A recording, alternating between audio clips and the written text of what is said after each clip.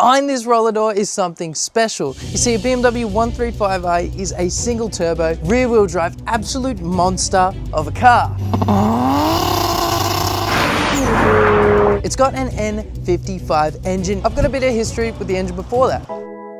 The thing is, we're rebuilding cars until we can get a supercar, and the last couple of flips we've done, well, they've been kind of small profit. So we're looking for something that has big profit potential and is a hell of a lot of fun, and this 135i ticks both the boxes. So when I saw a crash version of one of my favorite cars of all time come up for auction, you knew I had to be bidding on it. Little did I know that this auction was going to be one of the most frustrating salvage car auctions I'll ever experience. But the thing is, why do we actually want it? Well, there's a couple reasons. The first was my old 335i. It had a very similar twin-turbo 6-cylinder engine, and it was the funnest car I've owned. And for the second, take a look at these photos. Yes, it has had a front end hit, the bonnet's gone, and it looks like the radiator support's gone, but as you can see, this is the crash bar, and it doesn't look like it's taken a hit. This is important for two reasons. Firstly, it's missed this oil cooler, which means the engine should still have oil in it. There's also a video of it running. The second thing is this headlight. In 2010, BMW were changing everything from the M54 to the M55 and updating the body of the car. This particular car got stuck in the middle. It's got the newer engine with the older body, meaning that this missing headlight, instead of costing $900 if it had the newer body, is only going to cost $100 to $200 because it's got the cheaper body. Better engine, cheaper parts. Here's the second point. White with red leather interior. This is really, really sought after. Not only that, this car was a rear-wheel drive 6-speed manual inline 6 turbo. How good is that?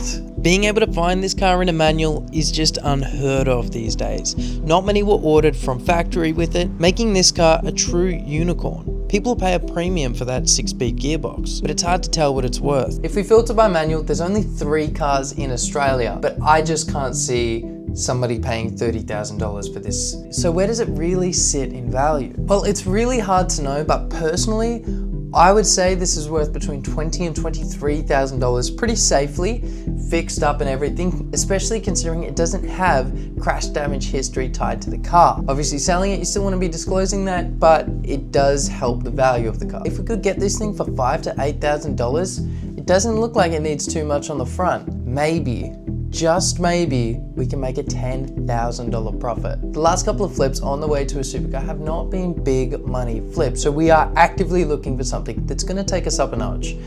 This could be it. But as you'll find out, it wasn't that simple. And if you're interested in joining the journey and finding out if we can actually get a supercar, make sure you subscribe and like the video. This was me bidding on it at auction, thinking it might go for under $8,000. Very quickly, the bidding jumped over $10,000, and by the time it ended, $12,250, and with fees, it's $14,237. Way more than I expected. Yep. We missed it. But that wasn't all that happened. We bought a motorbike, a GSX-R750. And this thing, well, it wasn't cheap. You see, in total, I bought this thing for $7,155, which means our $21,500 fund just went to $14,300. Maybe we could still buy the 135i, but we'd have trouble affording the parts for this and that. And that's when I looked back at the auction website and found this. The same car with the same photos. Whoever had won this thing for $14,200 must have realized that it was way too much and didn't end up paying for it. So in the end, the auction site put it back up. The only thing I could hope was that it was going to go for less than it did before. We're next up and we're in it to win it. But the pre-bid, so it'll start at $5,100 now. It was at $3,100. It went up so, like, in the last 5 minutes. That's really annoying. Extended. Somebody's already bid $5,300. That's where the bidding's going to start.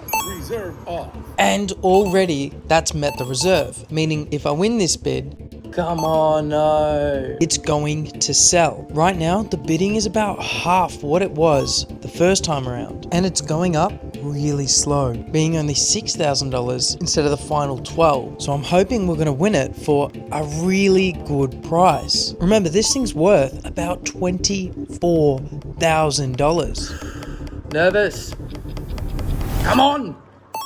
Yeah, unfortunately this went on for a little while until... Okay, now we're getting to the pointy end. There's no point just keep running it up. I can handle up to $9,000. That's really it. Oh! No, I did not mean to do that. We were bidding in $100 increments and he jumped from $9,100 to $10,700 and I clicked it. Luckily, someone else jumped from that all the way up to $14,200. A ridiculous price, way out of my budget. And much more than what it sold for before. Last time it sold for $12,350. That's just freaking ridiculous. Come on, man. No. Man, I really wanted that, but that's a ridiculous price. I reckon, no. Surely that'll show back up next week. That's ridiculous. Just to give you an idea on how much of a unicorn this car actually is, this is the same car with the older, still good engine in a manual form, selling for $2,100 plus fees. Granted, this one didn't say running, so there is more of a risk, but that price disparity is just enormous. And it's all because of the color, the manual, and that N55 engine. You see then? Came this, the ZX-4RR. I ended up buying this thing after the second auction for $6,005. But these two bikes have something in common, and that's that I probably spend a bit much on both of these bikes, meaning that neither of them are going to be the big profit gainers that we want them to be. So that's when I spotted this. I have tried bidding on this BMW 135i twice, and I've lost out. It's gone for a crazy price both times, but it's back again. I've just seen it, but it's at the point where, like, if I buy it, I'm not gonna have enough money to fix anything. I don't know what I'm gonna do, but I will watch the auction, so I guess we'll find out then. Now, I want this car. Problem being, with having both these bikes, our fund's gone all the way down from $21,500 to $8,340. Both other times at the auctions, the car's gone for way more than that. So if we are bidding on this car again, it means something. You see, when I first sold the Audi S3, that was really hard for me to do. That was gonna be my personal car. When I did that though, it was to have a fund that I didn't have to add any more of my savings to, which meant I could buy these cars and bikes and not have to worry about it and just try and make a little bit of money on the way and make a lot of videos for you guys. That was the main goal. Outside of this, I've been working really hard to try and buy a house, and I've saved up a fair bit of money. Not a crazy amount, but enough that it feels like I'm getting somewhere. And because I've bought both these bikes here, it does mean that if I want that 135i, well, I've got to look at dipping into it. Right now, I don't really know what to do. I'm trying really hard on this YouTube thing, going all in. I've already dedicated almost $17,000 of my own money into this project and given up the car that I built for myself to be my own daily driver, all so that I can make the best videos possible. And even though we are definitely up on the money side, risking even more money is not a decision to be made lightly. But all that's going through my mind is, do I double down and put myself at risk? Or have I got enough projects and should I just keep it safe? I've decided I'm going to watch the auction, but I haven't decided if I'm going to bid. Okay, we are 3 cars away, and then we've got this BMW that I've bid on twice already. Twice. 8,000 is going to be my max. That's it.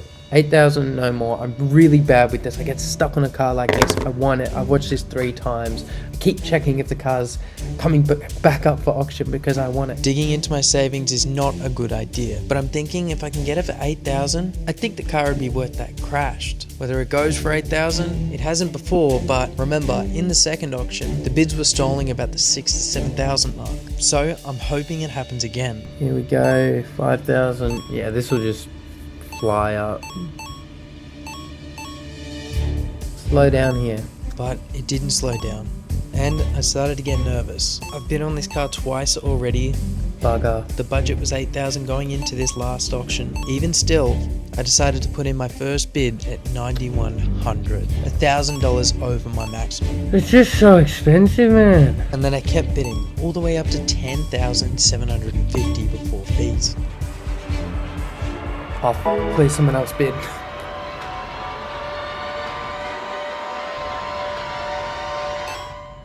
Oh, okay. Alright, just let him have it.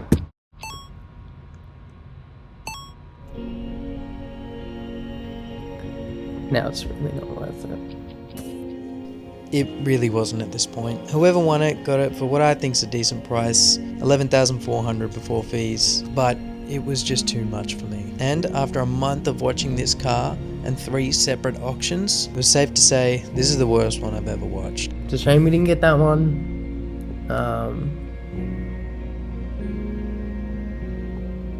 but I'm not putting any undue stress on me about it, so...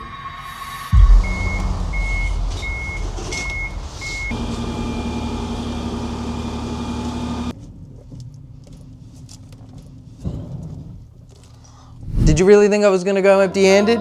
We have bought a 2009 Audi S3. This thing is stolen, crashed, no keys, so I can't even start it, and that will be in the next video. Thank you very much. Subscribe and I'll see you there.